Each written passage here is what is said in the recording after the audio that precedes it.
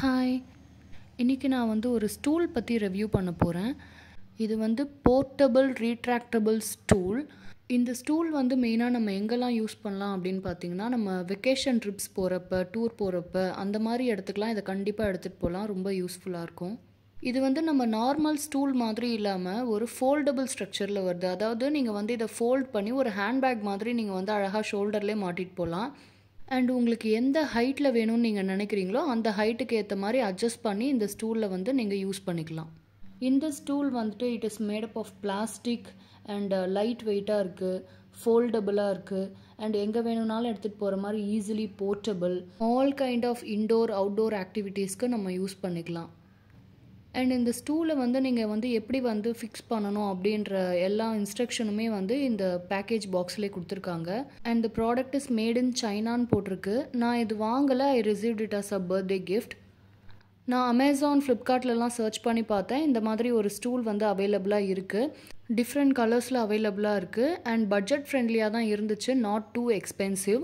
So உங்களுக்கு வேணும்னா நீங்கள் வந்து ரீட்ராக்டபிள் ஸ்டூல்னு போயிட்டு டைப் பண்ணி பார்த்து உங்களுக்கு பிடிச்சிருந்தா நீங்கள் வாங்கி பாருங்கள். இந்த ஸ்டூல் வந்து ஒரு அழகான ஒரு லைட் க்ரீன் கலரில் வந்திருக்கு.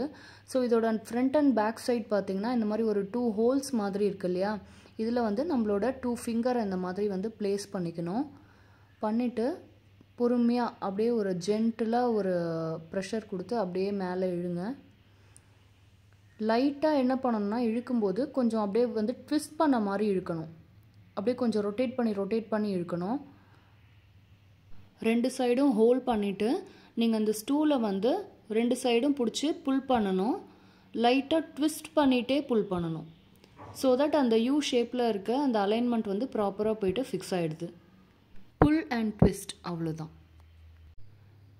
ஸோ ஸ்டூல் வந்து இப்போ ஃபுல்லாக வந்து ஃபிக்ஸ் பண்ணியாச்சு.